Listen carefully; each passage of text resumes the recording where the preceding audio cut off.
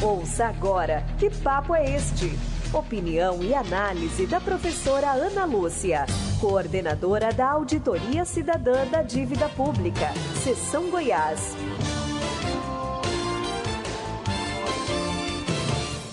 Essa semana eu assisti um documentário chamado Apocalipse nos Trópicos, da cineasta brasileira Petra Costa. O documentário tem duas dimensões. Uma, narra a trajetória de Jair Bolsonaro da decisão de ser candidato à presidência da República, decisão que ele tomou em 2009, a tentativa de golpe em 2022, quando perdeu a eleição para Luiz Inácio Lula da Silva e não reconheceu o resultado da eleição. 2. Como o pentecostalismo fundamentalista decidiu tomar o poder político no Brasil. Morei em várias cidades do Brasil e em todas participei do que chamam trabalho de base. Sempre procurei contribuir com as lutas da classe trabalhadora que vive nas chamadas periferias das cidades. Lutas por moradia, por educação, saúde, cultura, lazer.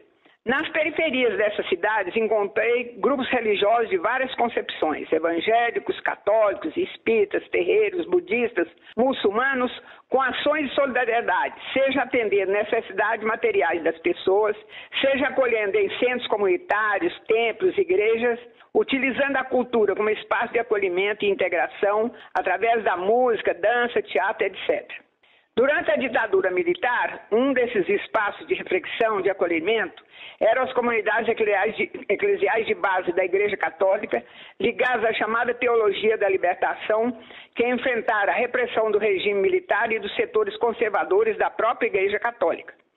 Acompanhei, nessas cidades, o crescimento do grupo evangélico, que foi de 5% da população aos 30% de hoje.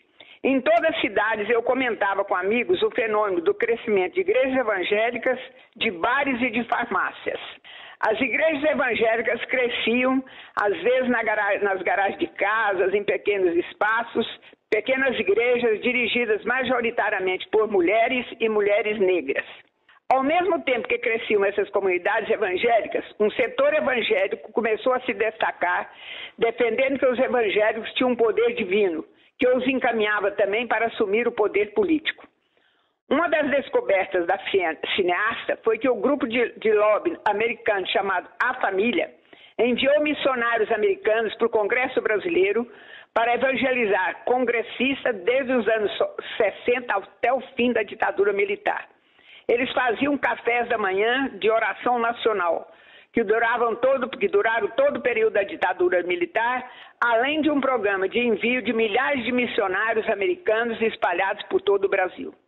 Um dos nomes mais expressivos dessa corrente e que influenciou muito o governo do ex-presidente Jair Bolsonaro é o pastor Silas Malafaia, personagem que se destaca no documentário fazendo a análise da realidade. No documentário ele nos informa que ele herdou do sogro uma igreja de 15 mil fiéis e hoje são 100 mil. E a bancada evangélica no Congresso é de 132 deputados federais e 14 senadores. E o propósito também era chegar ao Supremo Tribunal Federal e aí escolheram um terrivelmente evangélico, que é o André Mendonça.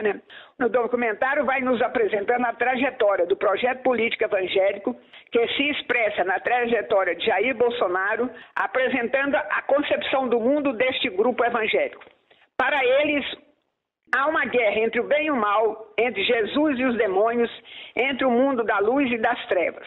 O bem é representado pelos evangélicos que participam da luta política. Jesus fala por eles.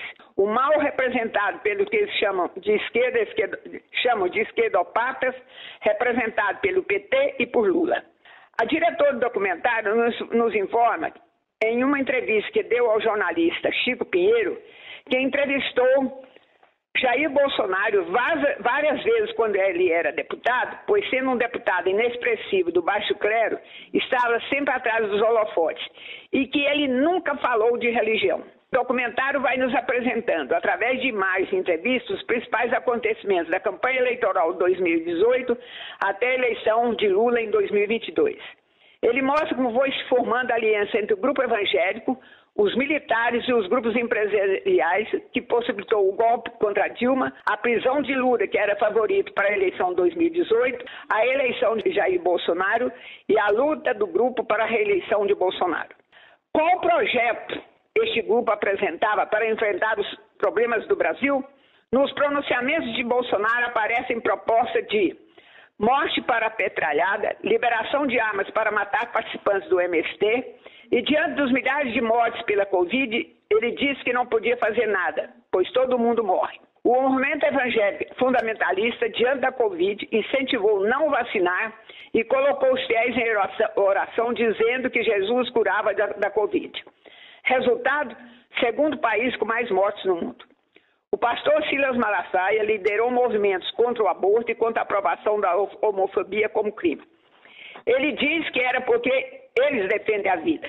No entanto, nenhuma palavra contra o feminicídio, contra a morte de pessoas da comunidade LGBTQIA+, nenhuma palavra pelas mortes de pobres e negros nas periferias do Brasil. O documentário mostra o famoso comício de 7 de setembro de 2022, quando Jair Bolsonaro afirma que não obedecerá mais o Supremo Tribunal Federal.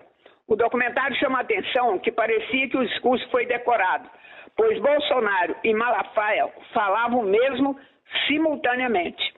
O documentário mostra também que Jair Bolsonaro foi para os Estados Unidos para não dar posse ao Lula. Aparecem também a cena de destruição dos prédios dos 3 poderes, muitos dos destruidores partindo dos acampamentos junto aos quartéis militares do Brasil e pessoas na rua pedindo ditadura militar. A cineasta Petra faz uma reflexão sobre a fragilidade da democracia no Brasil, pois em 136 anos que vão da proclamação da República até hoje, tivemos 9 golpes de Estado, sendo que de 1964 durou 21 anos de terror. Neste momento, vivemos o mais longo período democrático do Brasil, 40 anos, mas sempre ameaçado de golpes, né? O documentário termina informando em legendas que o ex-presidente Jair Bolsonaro se tornou inelegível por 8 anos, contado a partir das eleições de 22. Ficou reconhecida a prática de abuso do poder político e uso indevido dos meios de comunicação durante a reunião realizada no Palácio da Alvorada com embaixadores estrangeiros no dia 18 de julho do ano de 2021. O documentário também informa que a Polícia Federal concluiu um inquérito que pede a condenação do ex-presidente por tentativa de golpe de Estado. Do final deste inquérito, em fins de 2024, até hoje, muita água rolou e atualmente o ex-presidente está em prisão domiciliar e a partir do 2 de setembro ocorre o julgamento final que pode absolvê-lo ou condená-lo à prisão em presídios. Silas Malafaia teve essa semana o passaporte e celular apreendidos depois e chamado a depor. O documentário termina com a música Juízo Final, de 1973, em plena ditadura militar, do genial Nelson Cavaquinho. O documentário está na Netflix.